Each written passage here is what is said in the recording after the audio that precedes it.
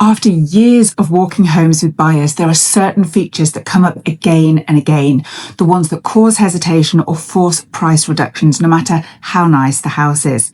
On today's video on Homes Explained, we're reviewing 10 features that consistently limit resale, regardless of finishes, price point, or market conditions. Starting on the outside, number one is sloped driveways. These mean ice in winter, water runoff, awkward parking, and accessibility issues.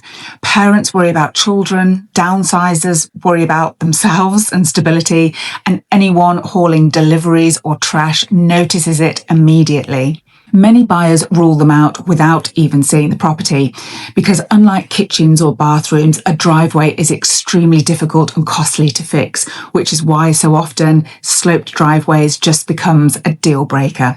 Next up are homes near power lines or power pylons, and this is one of those features where perception matters as much as reality, because even if the house is perfectly safe and even if you personally aren't concerned, some buyers definitely will be. Power lines affect resale in 3 different ways. Visually, they dominate the views and obviously show up in photos.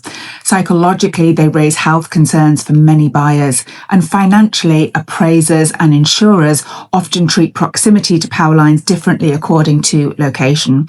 It's not something that's fixable, and the only thing that overcomes it is price. The third feature which negatively impacts resale, and in fact is one of the most consistent resale challenges that I see, is homes backing up to busy roads. Buyers notice it immediately: noise, movement, headlights at night, and the lack of backyard privacy. From a resale standpoint, the problem is one of permanence. Because traffic patterns rarely improve with time, and buyers struggle to imagine themselves relaxing in a space that feels exposed and constantly active, even when everyone tells them that they'll barely notice it in a few weeks and it just becomes white noise. They're not sure about that. Like other exterior issues, it's one that can't be fixed, and the impact usually shows up in price, time on market, and often both. Number 4 is a specific backyard feature which homeowners often create themselves, and that's elaborate water features such as ponds, waterfalls, and cascading little streams that introduce maintenance, safety concerns, and certainly hesitation from buyers. Parents and pet owners worry about accidents, while most buyers just see work instead of enjoyment. From a resale perspective, water features are highly personal and therefore very polarising. Some buyers love them, but most don't. And because they're so expensive to maintain or remove, they become much more of a negative than a positive. And in resale, anything that divides opinion usually limits demand, which shows up again in the price. Next, we're moving inside with garage to main level staircases, which create awkward flow and inconvenience, with the main objection being hauling groceries upstairs, along with strollers, car seats, sports gear, and everything else. What's strange is that buyers never object to the upper staircase. They don't complain about having to go upstairs to a bedroom or to a bonus room or the laundry, but it seems that carrying life from the garage level up to the main level is definitely a big problem. Now, this narrows significantly the buyer pool because it often rules out younger family with all the paraphernalia that young kids bring, as well as older buyers who just don't want an extra set of stairs. Sticking with staircases for a moment, number 6 is the spiral staircase, and it's one of the most impractical features you can have.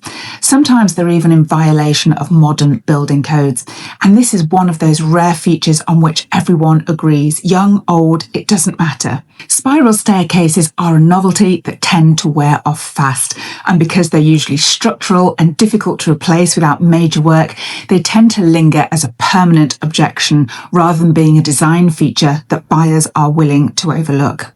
Next up is a bonus room or a media room with sloped walls. Now, in bedrooms and bathrooms, sloped walls and ceilings can add a certain charm, but in a bonus or a media room, they become a massive limitation. Wall mounting a TV becomes difficult, furniture placement is awkward, and generally the room no longer functions as buyers expect it to. From a resale perspective, buyers ask, what would we actually do in this room? You could maybe put a football table, or it's a playroom that rarely gets used. In essence, it's a space that doesn't really earn its keep. And because the roof line can't be changed, buyers end up kind of dismissing the room, which is a real pity and obviously impacts the resale value. Another layout issue which buyers react negatively to is the primary bedroom being located just off main living areas, particularly the living room. So direct proximity to kitchens, living rooms and family rooms quickly creates noise, light and particularly privacy concerns.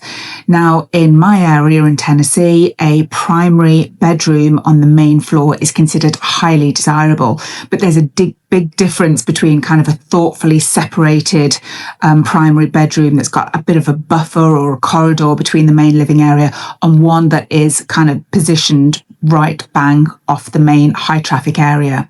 Buyers want bedrooms to feel tucked away and secluded, not on display. And because wall placement is something that's really hard to change, this ends up being an issue which house hunters just reject and they just move on. Coming in at number 9 is the lack of storage. And this is something that doesn't immediately stand out at first showing, but it becomes obvious the moment buyers start imagining themselves living in the house, because everyday life needs somewhere to go. And when storage is missing, clutter can quickly spill into the main living areas. Even beautifully finished homes feel stressful when there's nowhere to put things. And because adding real storage means reworking walls or sacrificing space from somewhere else, it's just not practical to add it after the fact. So buyers just move on. And finally, the last home feature to avoid is an awkward front door placement. Because while homeowners may come and go every day through the garage, buyers still want a front door that feels intentional, visible and welcoming, not an entrance round the side that feels like the service entrance. From a resale perspective, first impressions matter, and a strong front entry signals arrival and presence, and when that's missing, the home can feel very underwhelming. It's kind of an essential piece of the home's curb appeal, and without it, it can be an issue that's really hard to overcome. None of these features mean a home is bad, and for the right buyer, they may not matter at all. But when it comes time to sell, these are the features that consistently slow momentum, narrow the buyer pool, and even force price reductions, no matter how nice the house is. So you've been warned. Thanks so much for watching. Don't forget to join me next week for more Homes Explained.